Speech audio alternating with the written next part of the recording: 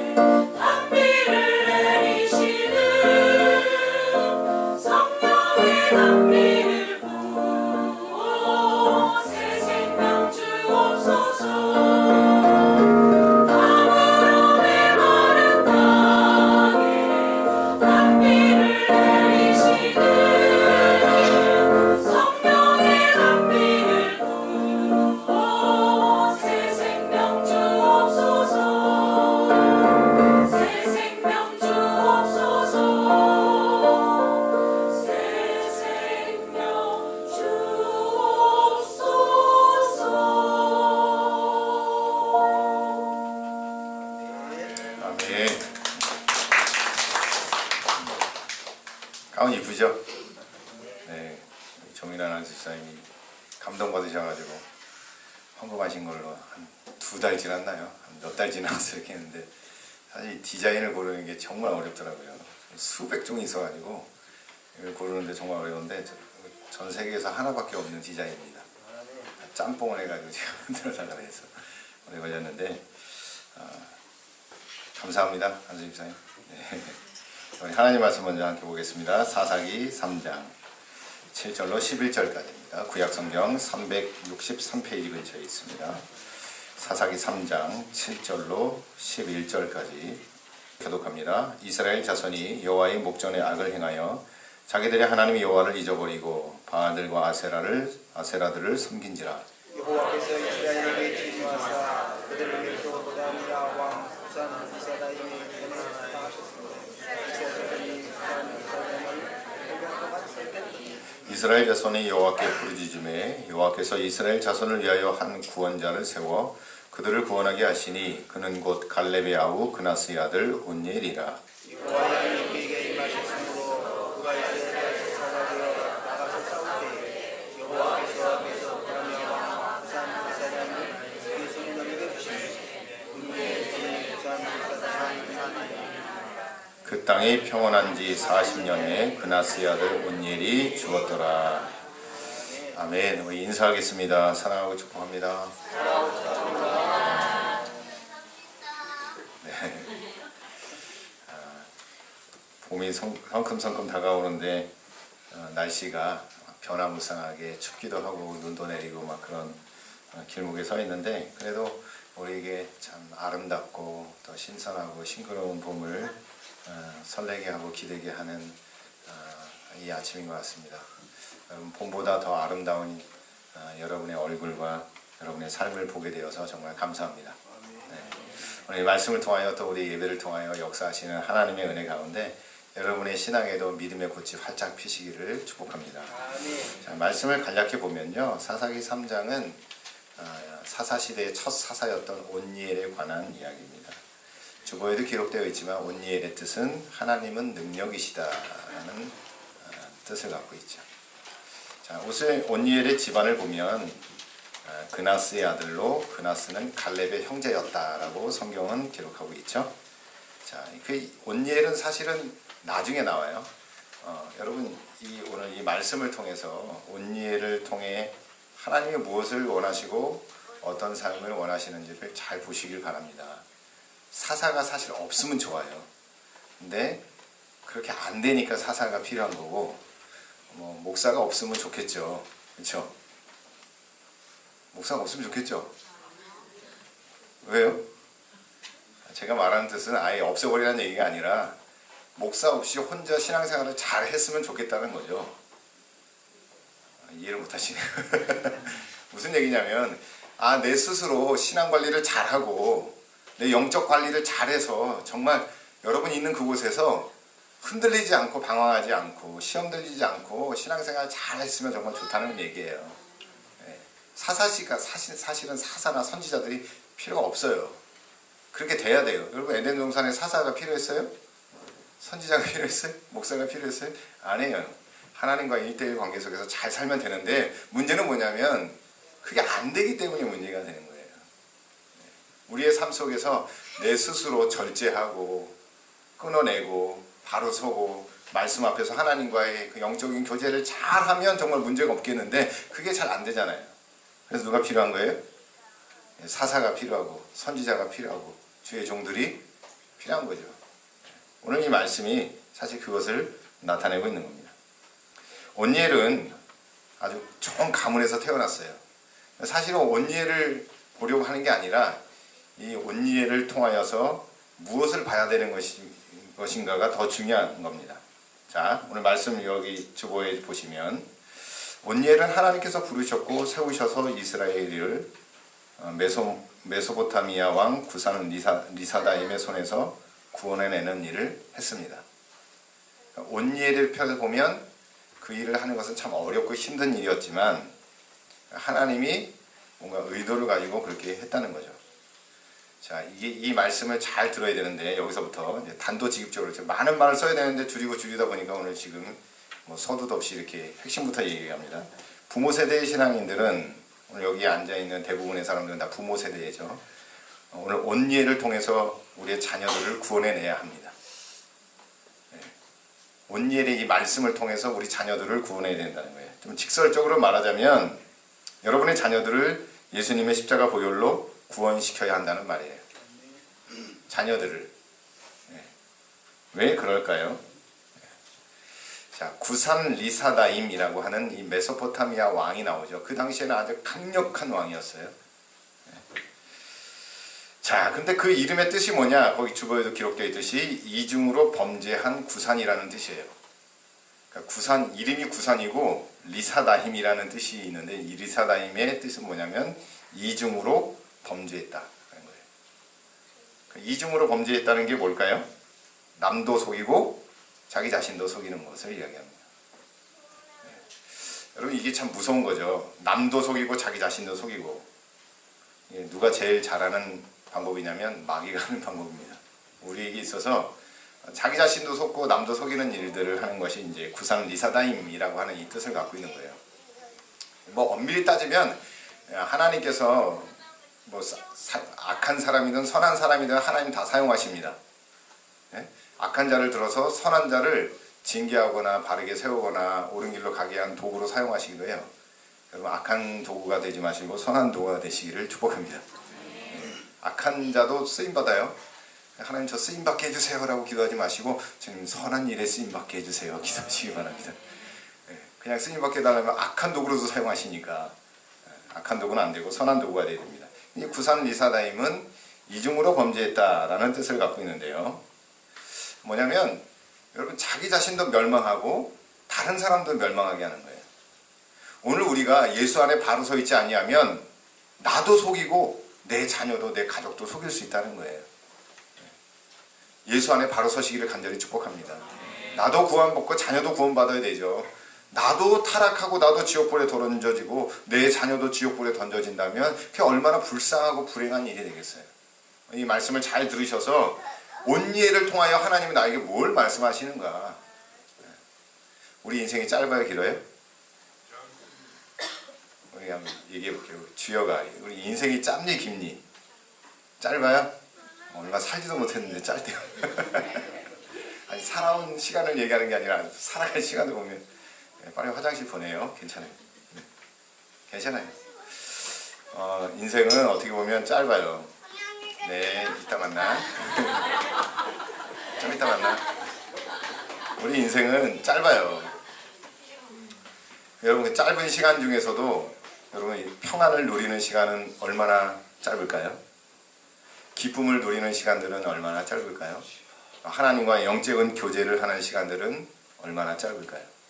그 짧은 인생 가운데서 쪼개고 보면 하나님과의 관계, 영적인 관계, 정말 인생의 깊은 평안함을 느끼는 시간들은 정말 얼마 되지 않는구나라는 것을 생각해 보게 됩니다. 오늘 11절 결론의 말씀 보면 그 땅에 평온한 지 몇 년에 40년이라는 시간이 흘렀어요. 참 이거 엄청난 시간입니다. 40년 동안 평온했다는 거예요, 땅에. 그러면 온니엘이 40년 동안 뭘 했다는 거예요? 이스라엘 백성들을 지켜내고 하나님 편으로 바르게 인도하려는 노력들을 온니엘이 평생을 거쳐서 했다는 거예요. 온니엘이 죽었을 때 어떤 일이 벌어졌을까요? 다시 이스라엘 백성에게 평안이 아니라 영적인 타락과 고통의 시간들이 찾아오게 됩니다. 역사를 통틀어서 이스라엘 백성들이 평안을 누릴 때는 별로 되지 않았어요. 특히 사사기를 보면요, 그 평안은 정말 짧아요. 여러분 살아있는 동안 여러분 가운데 이런 영적인 평안함이 있기를 간절히 축복합니다. 더 나아가서는 여러분이 살아있을 때뿐만 아니라 여러분이 죽어서도 여러분 자녀에게 그 평안함이 물려지시기를 간절히 축복합니다. 바로 여기에 이 핵심이 있는 거예요. 평안함이 우리 당대에 끝나지 않게 위해서. 오늘 이 사사기 3장 1절을 보면 이렇게 기록하고 있더라고요. 여호와께서 가나안의 모든 전쟁들을 알지 못하는 이스라엘을 시험하려 하시며. 그러니까 1세대는 광야에서 다 죽었고 2세대 가나안 세대들이 이제 전쟁을 치러서 가나안 정복한 세대들 말고 이제 3세대가 된 거예요. 3세대는 가나안 땅이 어떻게 정복되어지고 어떻게 하나님께서 역사하신지를 모르는 세대인 거예요. 전쟁을 해서 그 땅을 차지한 세대가 아니죠. 어떻게 보면 저 같은 세대를 얘기하는 거예요. 6.25도 모르고 일제 독립도 잘 모르는, 책으로만 봐서 아는 그런 세대인 거예요. 근데 하나님이 뭘 하시려고 했냐면 시험하시려고 했던 건 뭘 시험하려고 하셨을까요? 그럼 하나님이 여러분을 시험하시려고 한다면 하나님이 뭘 시험할까요? 2차 방정식?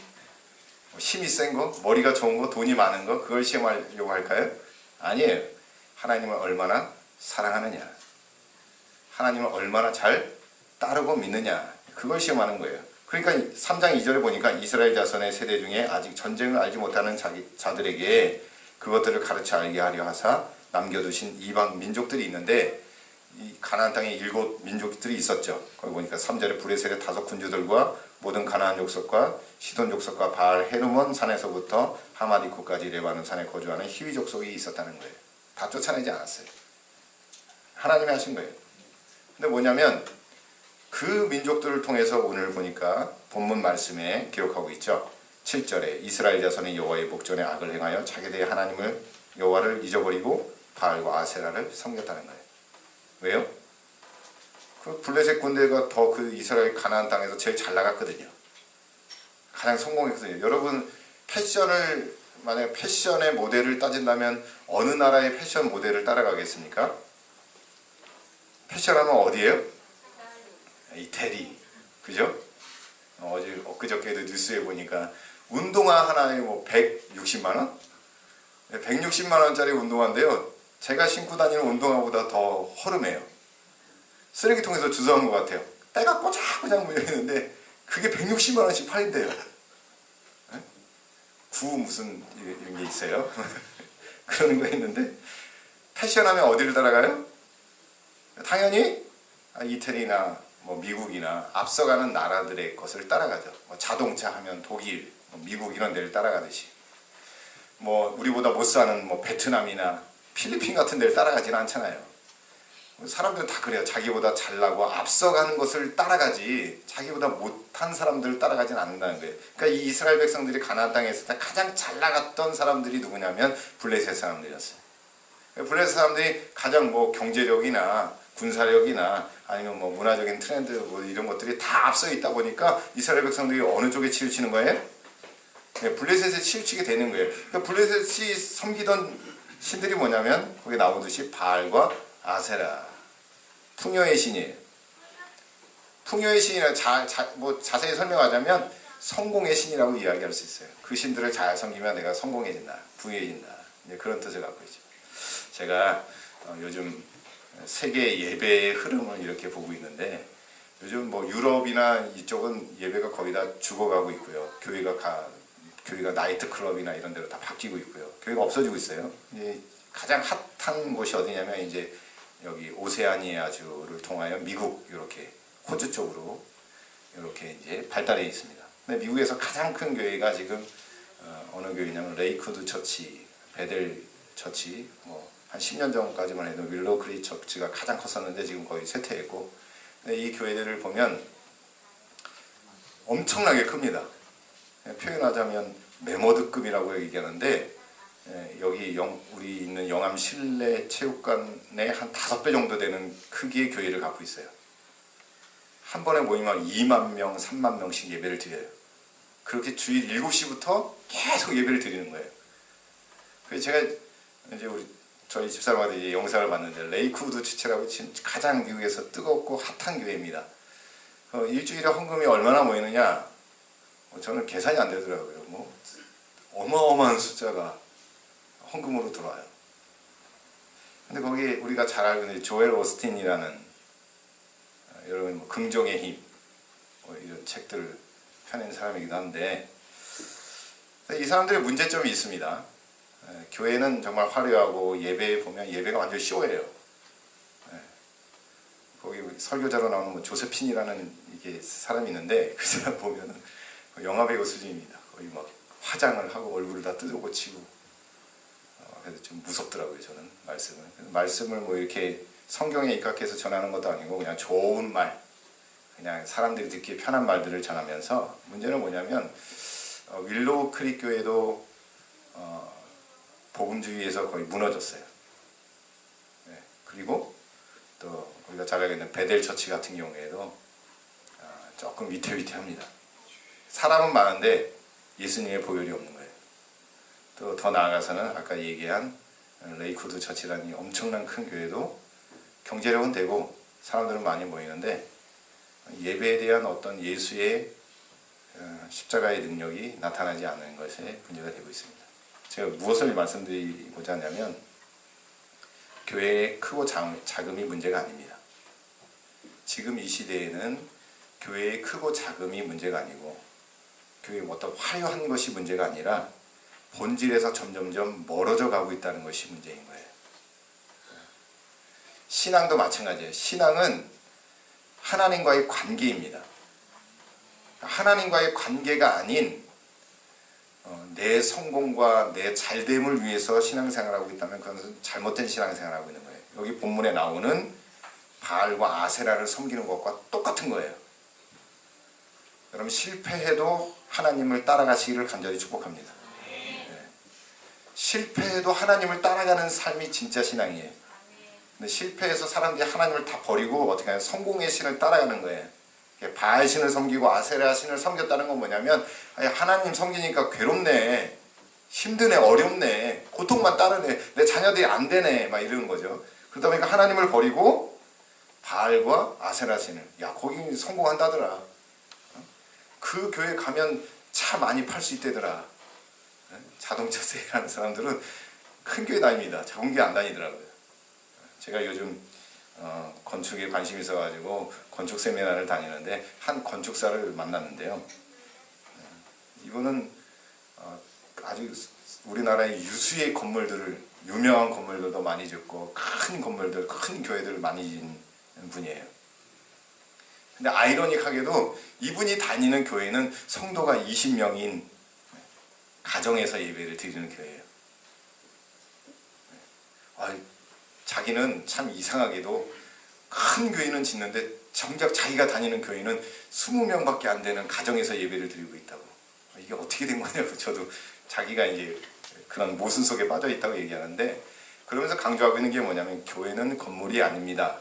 건물을 짓고 있는 건축사가 이야기하는 이야기가 바로 그거예요. 자, 한국 교회가 위태위태한 게 바로 거기에 있어요.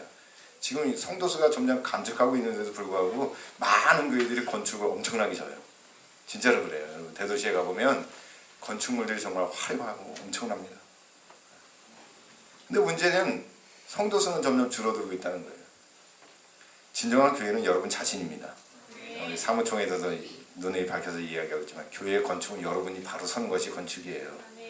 이 건물이 중요한 게 아니라 내가 중요한 거고, 내 심령 안에 예수님이 바로 서 있느냐, 십자가의 복음이 바로 있느냐가 더 중요한 거예요. 그것이 안 서 있으면 건물을 아무리 화려하게 짓들 그것은 아무 의미가 없다는 겁니다. 바로 사사 온예를 통해서 우리에게 말해주고 있는 바가 바로 그겁니다. 하나님과의 관계 신앙이 무너지면요, 아무리 나라가 번영한들 그건 아무 소용이 없어요. 보세요. 하나님 누굴 보내시느냐. 메소포타미아 왕 리산 구사다임을 보내서 이스라엘 백성을 어떻게 하셨다? 파셨다. 8절에 기록하고 있어요. 그런데 이스라엘 백성들이 누구를 섬기느냐? 자기는 성공과 번영의 신인 바알과 아세라를 섬기려고 블레셋 편에 붙어섰는데, 하나님이 메소포타미아 왕 구산 리사다임에 파시니까 이스라엘 백성들이 이 구산 리사다임을 몇 년 동안 섬기냐면 8년 동안 섬겨요. 자기가 원하지 않게.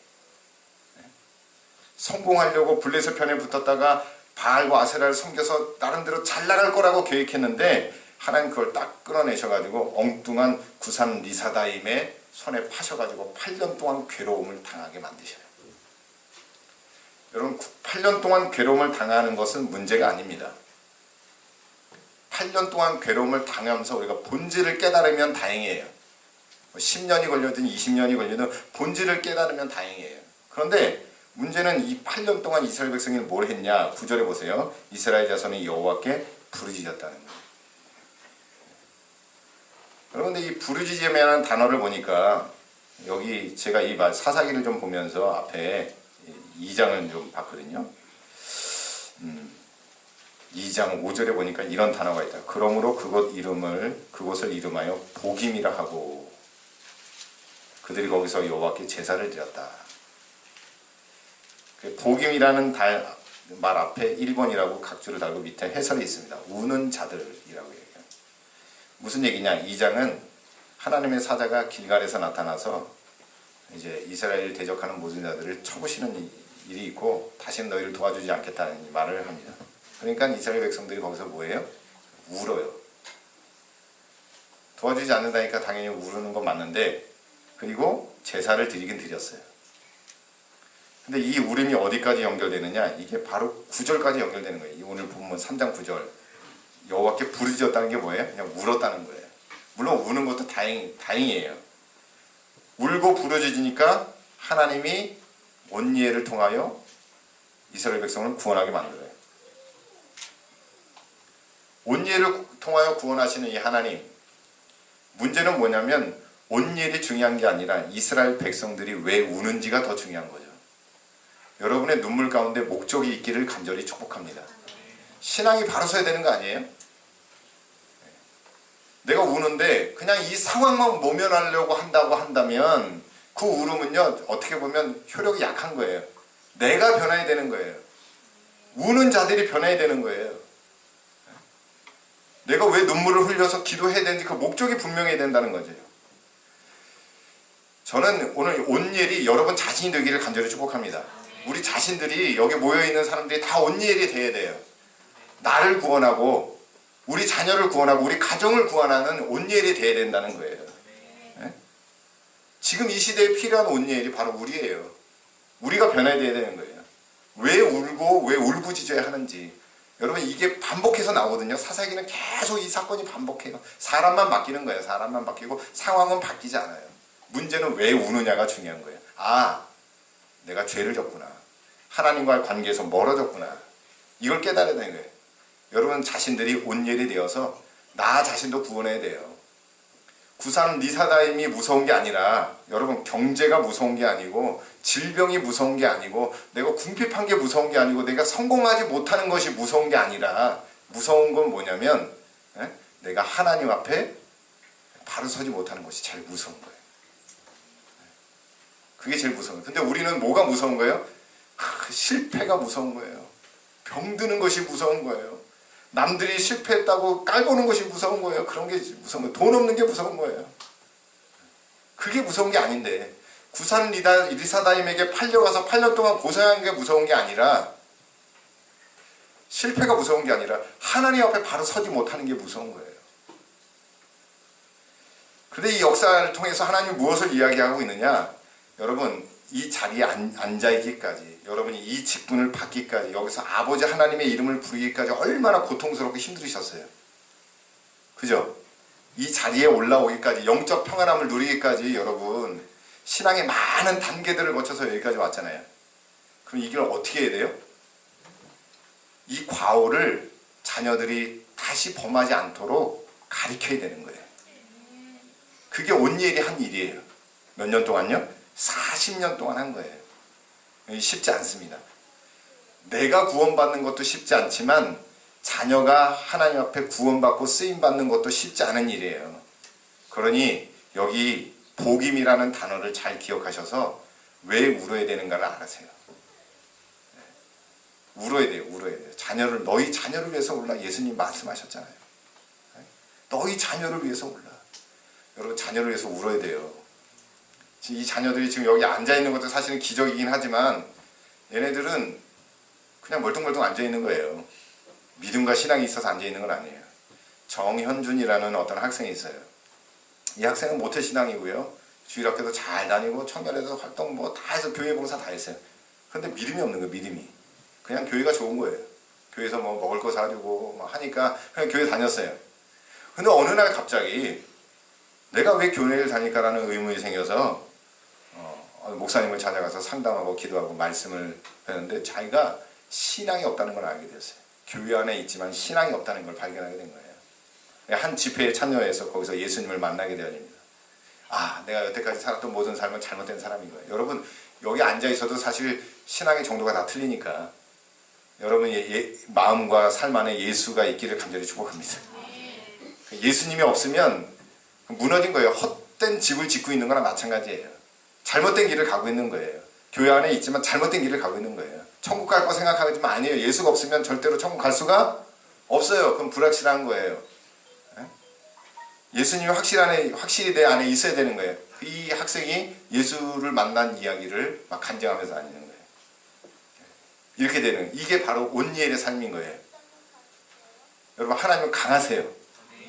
네, 여러분의 실패 가운데 묻혀있지 말고 우리 자녀들에게 이 말씀을 가르쳐야 하고 알려야 하고 귀가 닳도록 들려줘요. 언젠가는. 왜냐하면 그것이 자기 삶에 나타나게 되니까. 근데 그게 안 되면 실패죠. 고통이 더 길어지고 더 힘들어진다는 거예요. 두 번째로 보세요. 왜 이런 일들이 벌어졌는가? 이유가 나오죠. 자기들의 하나님을 잊어버렸다는 거예요. 7절에 보세요. 이스라엘 자손이 여호와의 목전에 악을 행하여 자기들의 하나님 여호와를 잊어버렸다는 겁니다. 죄를 범하는 것은, 여러분 따라해보세요. 죄를 범하는 것은 하나님을 잊어버리기 때문이다. 죄를 범하는 것은 하나님을 잊어버리기 때문에 되는 거예요.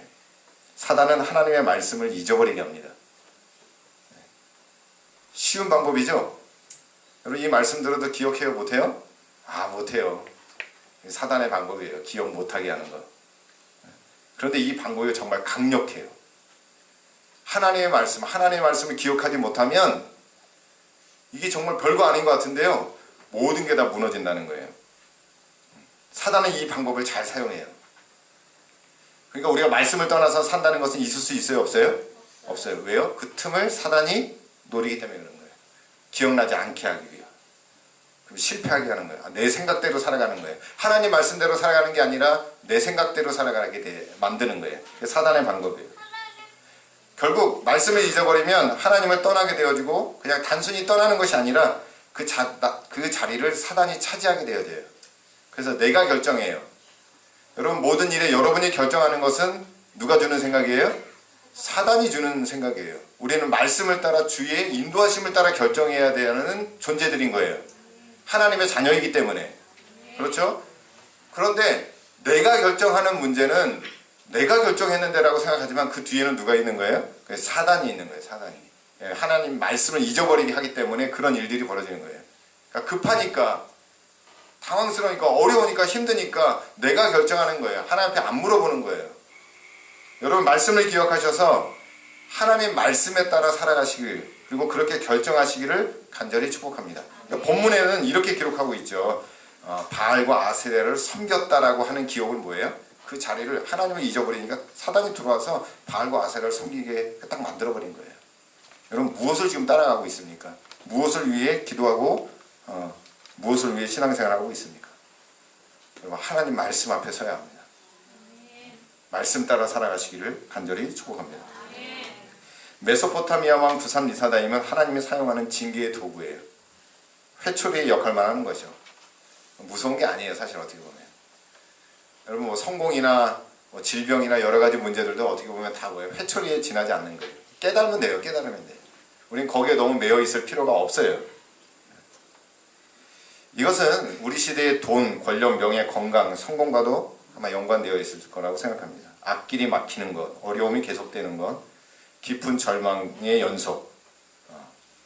여러분 이런 것을 해결하기 위해서 더 열심히 일하고 더 열심히 벌고 더 열심히 운동하면 해결될 것이라고 생각하지만 그렇지 않습니다. 더 열심히 벌면 되죠. 더 열심히 운동해서 건강해지면 되죠. 아니에요. 해결하지 못합니다. 그 해결의 방법은 뭐냐면 하나님을 잊어버렸기 때문이에요. 원인이 그렇게 됐기 때문에 해결 방법은 뭐냐면 하나님을 기억하면 돼요. 하나님을 기억하면 여러분 모든 것이 해결되어집니다. 이게 중요한 거예요. 하나님을 기억하지 않았기 때문에. 여러분 하나님 말씀을 기억하시고 하나님의 은혜를 기억하시고 날마다 하나님 앞에 나아가서 부르짖기를 간절히 축복합니다. 결론을 맺자면 오늘 이 모든 사건의 핵심 키포인트는 이스라엘 백성이 부르짖었기 때문에 가능한 이야기였어요. 부르짖는다는 것이 뭐예요? 하나님 앞에 나아가 엎드린다는 거죠. 다시 말해 하나님을 찾는다는 거죠. 하나님의 도우심을 구한다는 거죠. 이게 반복이에요. 사실 어떻게 보면 온예일은 필요가 없는 거예요. 사실은 부르짖음이 있어야 되는 거예요. 자, 예레미야 33장 3절 여러분 기억하시죠? 함께 외워볼까요? 시작. 다 아는데 우리가 그냥 그런 거니까. 제가 그냥 말씀만 써놨는데 예레미야 33장 1절부터 3절까지 보면 이 예레미야가요. 예레미야 선지자는 참 비운의 선지자입니다.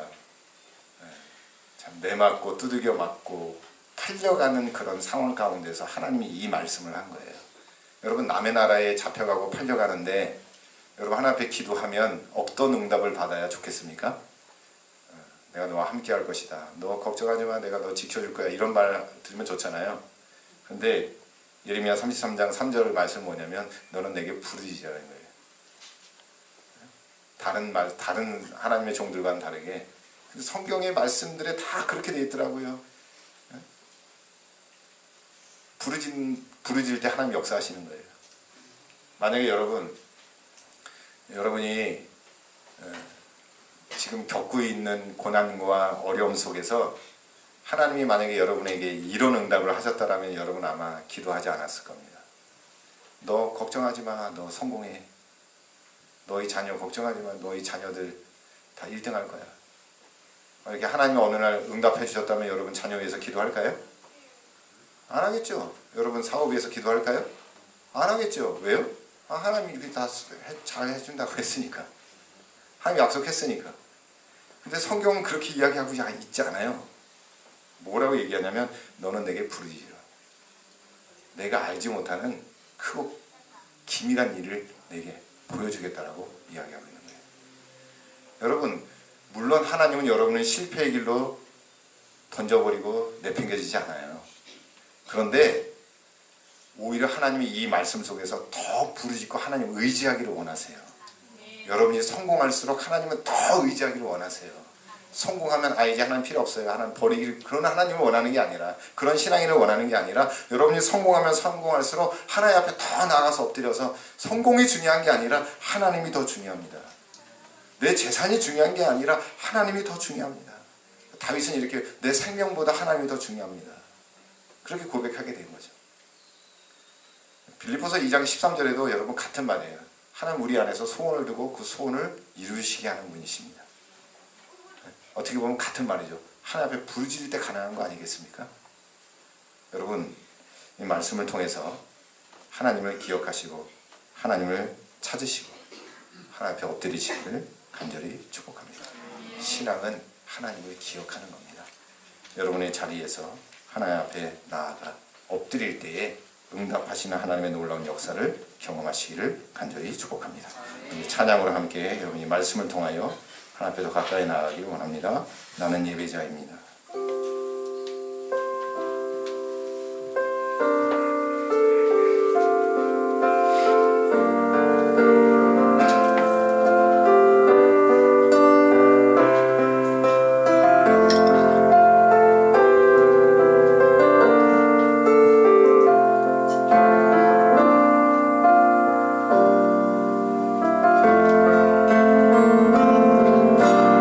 나는 하나님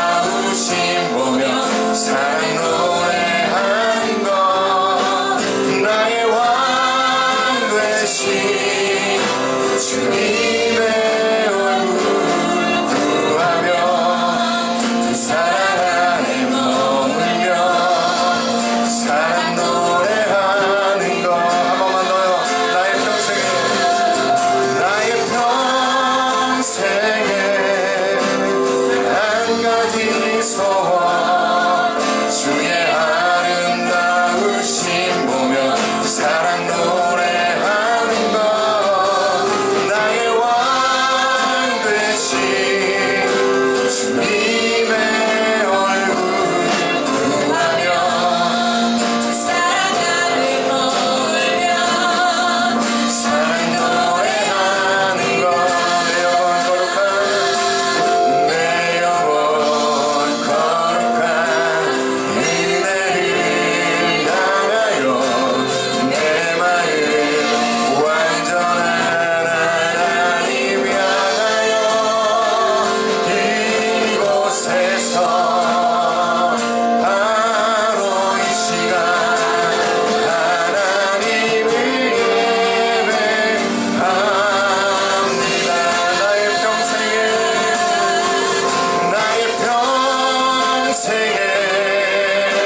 단 한 가지 소원 주의 아름다우신 보며 사랑 노래하는 것 나의 왕 되신 주님의 얼굴 구하며 사랑 안에 머물며 사랑 노래하리라.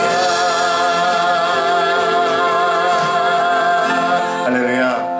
하나님께서 우리를 창조하시고 또 죄에 타락된 우리를 구원하신 놀라운 이유는 하나님을 예배하는 것입니다. 또 하나님을 사랑하고 평생에 하나님만을 바라보며 하나님을 위해 살아가는 것이 우리의 삶의 이유이며 가장 큰 목적입니다. 여러분 그 삶의 목적을 잃어버리지 않기를 간절히 축복합니다. 여러분의 삶의 자리에서 여러분의 모든 순간마다 하나님을 예배하는 거룩한 자가 되시기를 간절히 축복합니다. 우리 함께 찬양합시다. 내 진정 사모하는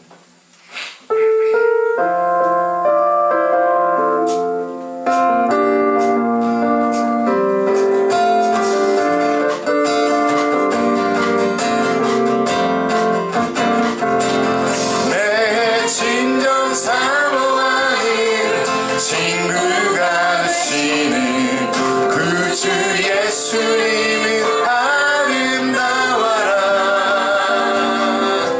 산 밑에 백합화요 빛나는 새벽별 주님 영원할 길 아주 없도다.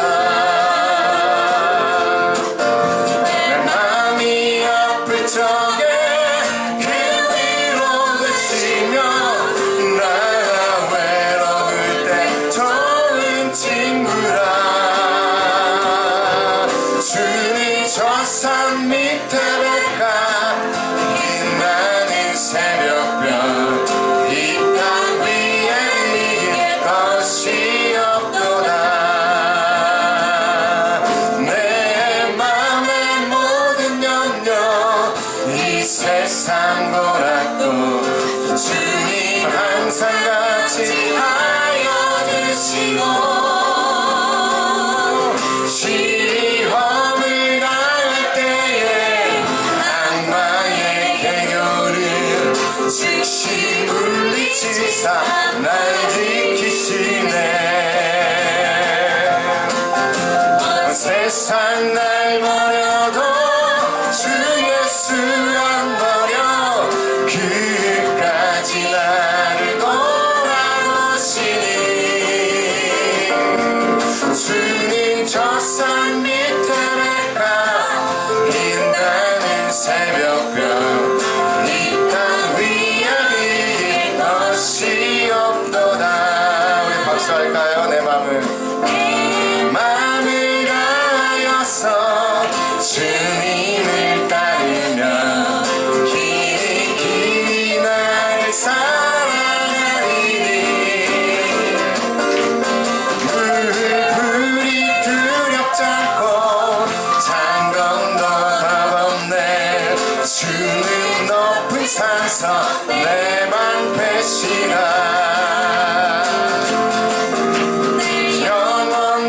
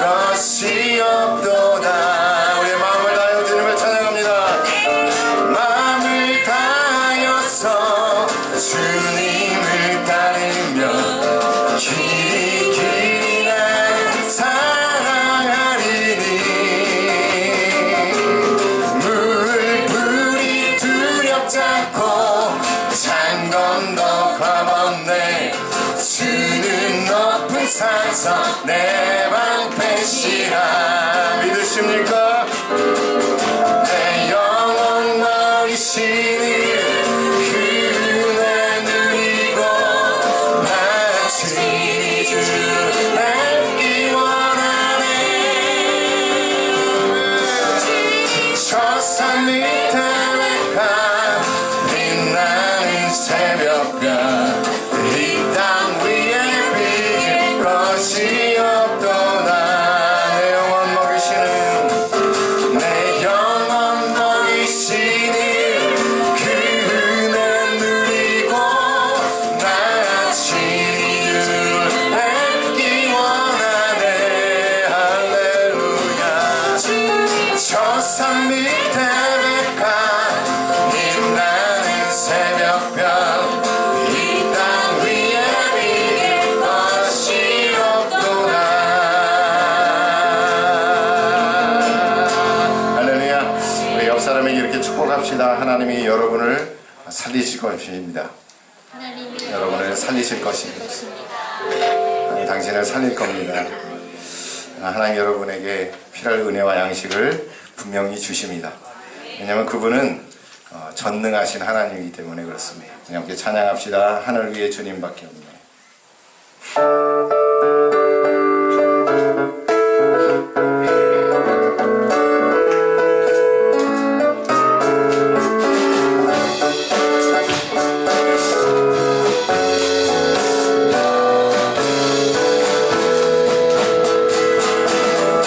하늘 위에 주님밖에 내가 사모할 자 이 세상에 없네.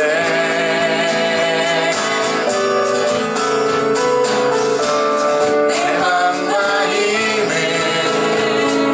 믿을 수 없네. 오직 한 가지 오직 한 가지 그 진리를 믿네. 주는 나의 힘이요 주는 나의 힘이요 주는 나의 힘이요 영원히 주를 의지하리. 주는 나의 힘이요 주는 나의 힘이요 주는 나의 힘이요 영원히 주를 의지하리. 영원히 하늘 위에 주님밖에 내가 사모할 자 이 세상에 없네. 내 마음과 힘을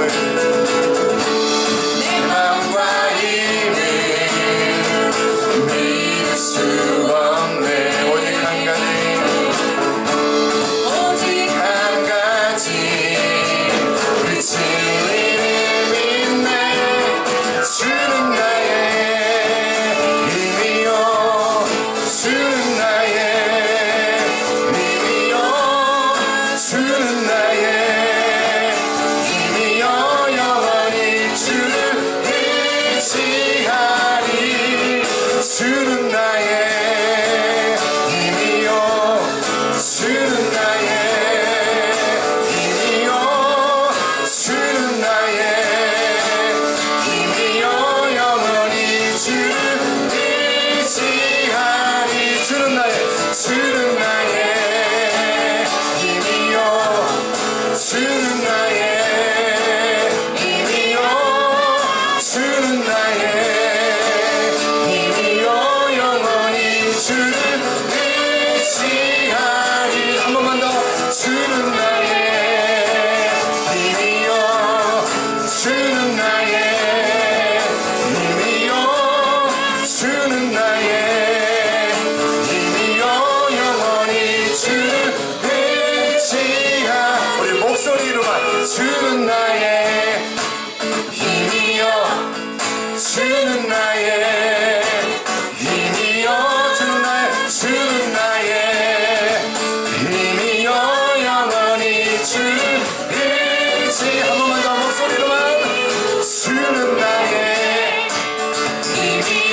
주는 나의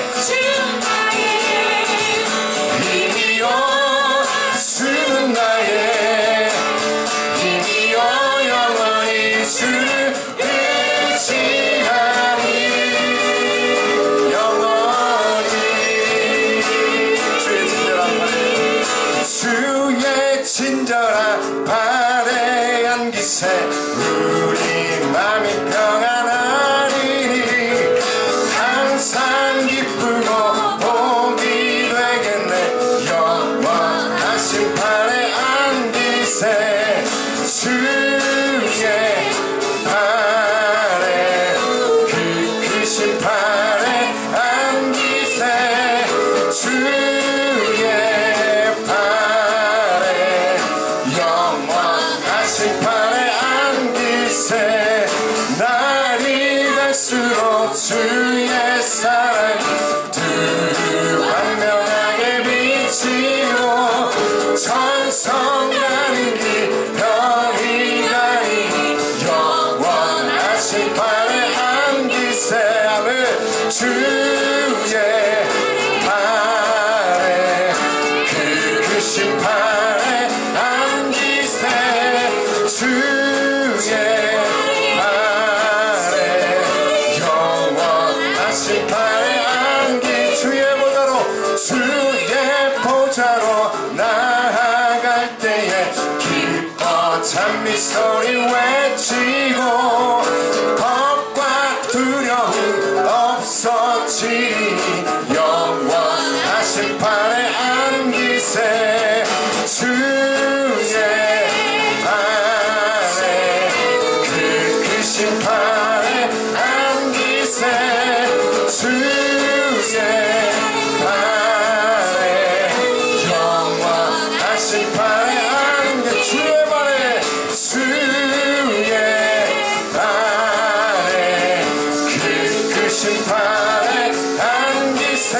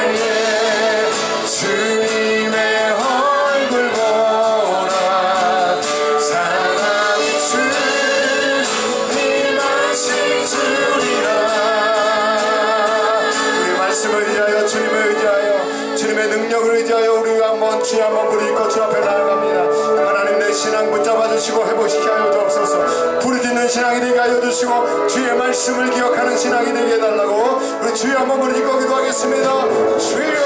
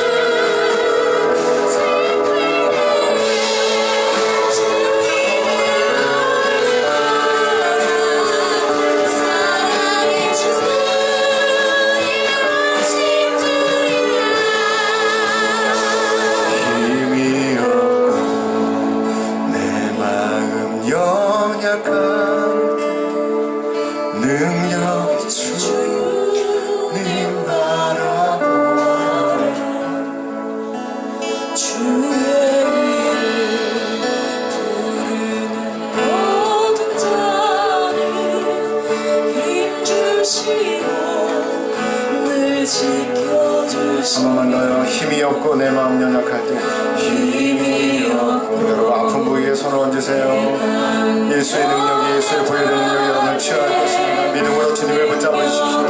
주를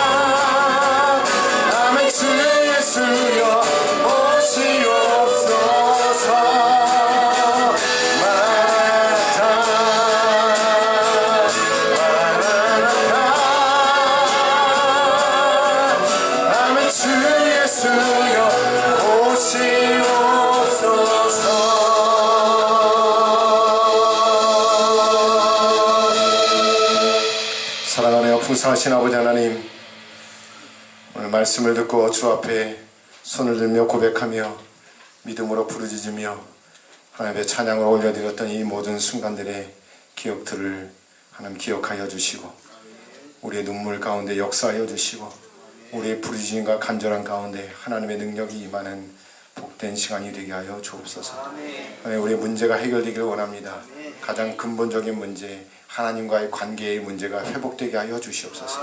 그 문제가 풀려지고 해결되어질 때에 하나님 건강의 문제가 해결되게 하여 주시고 가정의 문제가 해결되게 하여 주시고 경제의 문제가 풀려지며 삶의 걱정과 미래의 문제가 풀려지는 역사가 있게 하여 주시옵소서.